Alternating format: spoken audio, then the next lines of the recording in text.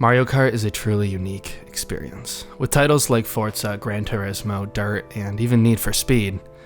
Yikes. The racing game genre is full of games that do basically the same thing in a slightly different environment. This one, it's a console exclusive. But Mario Kart is different. Realism is out the door and fun takes a forefront. Goodbye are the days of realistic car tuning, goodbye are the days of realistic roads and conditions, and goodbye real cars.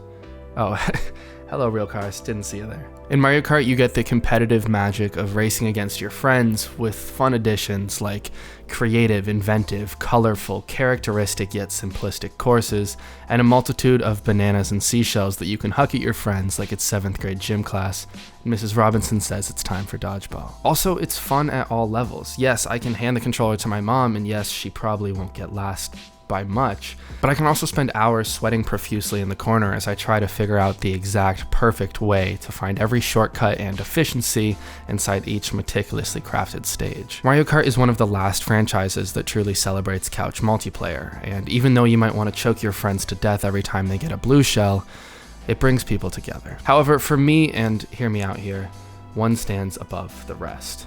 Mario Kart for the Wii was the best Mario Kart ever created, and it stands as a pillar in the gaming community as what racing fun should be. Mario Kart Wii! Woohoo!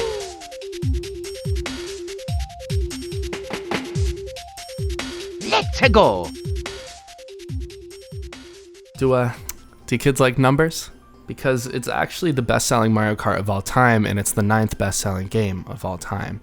Beats out titles like Skyrim, every single Call of Duty, and even Fortnite. But Fortnite isn't on that list, it's a free game. What? Nobody wants to hear that. Stop ruining my video. It sold 12 million more copies than more recent Mario Karts 8 and Deluxe combined, so statistically it is the best one, and yes, sales is the only metric we should look at and the only metric that matters. So why was Mario Kart for the Wii so great, and how does it hold up today? Well, let's take a gander. Before we compare the Wii version against the newer titles, we first have to see why it is better than the old. It's the 6th Mario Kart in the series, and all the titles before it had various levels of success. But those 5 games all had one thing in common, and that is that I never played them, so in my mind they're hot garbage, and they shouldn't be considered.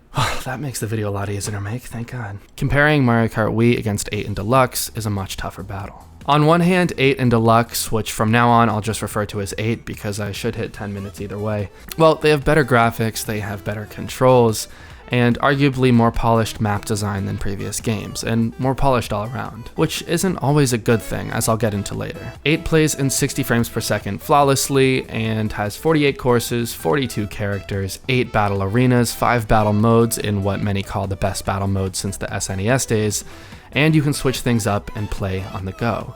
So what's wrong with it? Well, nothing really. It got incredible reviews, it's generally considered to be a great game overall. Mario Kart Wii, on the other hand, is also reviewed well, but is generally considered to be simply a predecessor to what would become a more polished, tidied up, definitive version of Mario Kart in the 8 experience. But respectfully, Your Honor, I object. The beauty of the Wii version lies in its imperfections. Yes, in 8 you can play every course, you can stay on the road and beat your friends with the power-ups you get at what times you get them, and this is all good and fun, but the skill ceiling hits a point of diminishing returns. My brother, who basically played Mario Kart Wii competitively, had almost maxed out his time trial times after just 1 week of playing. Here, let's look a little deeper and do a case study on time trials across the 2 titles. Remember, this is a game mode where everybody's on the same playing field and all you have is 3 mushrooms and the same course to go around. The only thing that's changing is the time. In Mario Kart 8, a classic stage is Mario Kart Stadium. When the game first released, the world record time was 1 minute and 41 seconds. By the end of the first year, the time was shaved down by 6 seconds, and the newest world record set in 2019 beats the original time 5 years later by just 7 seconds, at 1 minute and 34 seconds. 5 years and 7 seconds of improvements. Doesn't matter your game knowledge, your skill, or really, in this case, luck. Over 5 years, all the community was collectively able to achieve was 7 seconds of efficiency. Let's look over at the other courses in the 5 years since their initial release. Water Park, originally 1 minute and 46 seconds, now 7 minutes lower at 1 minute and 39. Mario Circuit, originally 1 minute and 51 seconds, now 1:43, saving 8 seconds. Rainbow Road, notoriously one of the hardest levels in the game and in the franchise, went from 2 minutes and 7 seconds to 1 minute and 59 seconds, saving, yes, 7 seconds. 5 years of grinding away at times, finding all the absolute best way to play levels, and all you can do is save 7 seconds. Theory crafting, new discoveries, new players, systems, and controllers, all for 7 seconds. Now let's switch things up and take a look at Mario Kart Wii. Mushroom Gorge, you guys all know this stage, right? It's a classic. You go around and you bounce on mushrooms, which seems like innocent fun, right? No. Well, sorry, got carried away. The world record started back in 2008 at 1 minute and 49 seconds. By the end of the year, it was down just 3 seconds to 1 minute and 46. Then in June of 2009, a player discovered that you could exploit the stage, turn around at the start, do a standing boost, hit the wall, land near the end, and finish a lap in around 18 seconds, down from 35. The previous record. The stage went from a record of 1 minute and 45 seconds to just 55 seconds. And by the end of 2009, this was down to just 40. And it stopped there, right? No. In 2019, yes, 11 years after the original release, the world record was just broken again. It's now at 21 seconds, an astonishing 88-second improvement, more than 5 times faster than the original world record.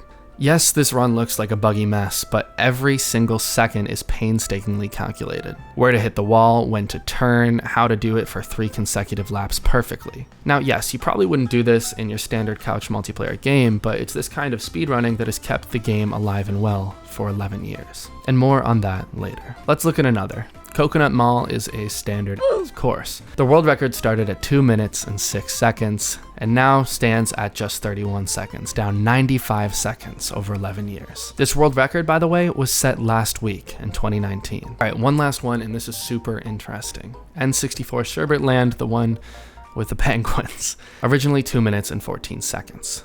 For years, this looked like it was unglitchable, and the record was just 10 seconds lower after 5 years at 2 minutes and 4 seconds. But in 2015, a player by the name of Maleo Squirrel X discovered a glitch where you can turn around, boost, go into the water, fall back just enough, and then finish a lap. Now execute this painstakingly precise process 2 more times and you have yourself a world record that saves just 10 seconds, bringing you down to 1 minute and 54. Now, when was the last time this record was broken? Last week, when a player beat the previous record, which has been set just a month prior in June of 2019, by 5 seconds. The record now stands at 1 minute and 24 seconds, down 40 seconds from the original record. Mario Kart 8 is a polished, beautiful game, but it's one where the developers lead you to the finish like a donkey chasing a carrot. Mario Kart Wii is a game you can study, experiment, and speedrun in. Yes, you can play like a donkey on a carrot, but you will get your ass handed to you by a seasoned player. Get the joke? This is definitely not something that the developers had in mind while they were making the game, but it's what has kept Mario Kart Wii relevant for 11 years. And it's what, in my opinion, makes the game so interesting. Now, I said that the community is still relevant 11 years later, and this was not a lie. In time trials alone, there were 14 new records last month in June of 2019. Aside from that, there's tons of cool new third-party development happening this year alone. You see, in February of 2014, Nintendo announced that they were going to shut down online services for the Wii, which sadly included the services for Mario Kart Wii, which is one of the best online platforms Nintendo has ever released. It's better than their Smash Bros. This year and way better than their Super Mario Maker 2 online services. However, Mario Kart fans are extremely dedicated to their games, and one credible member of the community by the name of Mr. Bean 35000 VR built a new functioning online way to play that works easy and without any Nintendo servers required. This year, he's still pushing the limits of what Mario Kart for the Wii can do.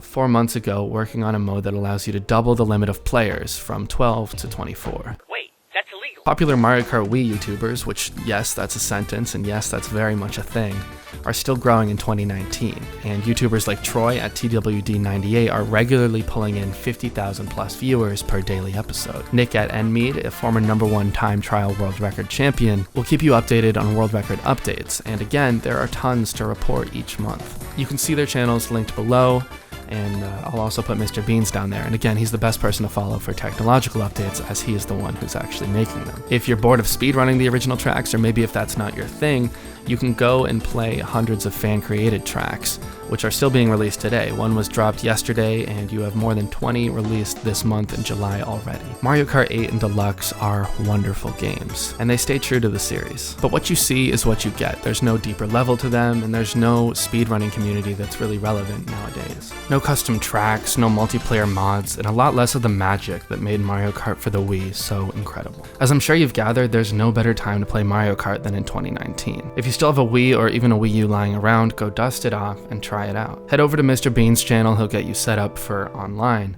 and then go and have some nostalgic fun. And yes, you will feel nostalgic, but thanks to the constant work that the fans are putting into the game, it'll feel fresh and new again as well. It definitely holds up in 2019, and you could easily find yourself sinking hundreds of hours into this game. Better yet, invite some of your friends from back in the day, form that squad back together, and duke it out in some couch multiplayer fun. It is some of the best couch multiplayer ever created, and you're in for a good time. Massive thanks to all the creators who've made this game so great in 2019.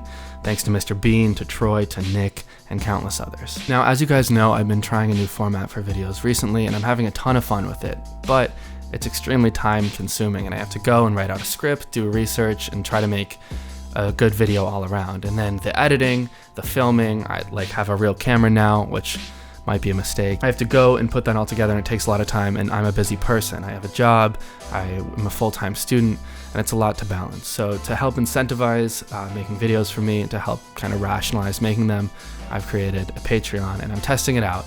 I have it set up right now, so $3 gets you access to a Discord, so I can go and hang out with you guys. $3 a month, that is, but I might knock that down to $1. I'm not sure if that's too much. But if you guys like the content and want to see more, obviously don't feel pressured to donate to it at all, but it could be a good way for me to keep on pushing my content quality and keep on pushing and seeing how far I can really go with this.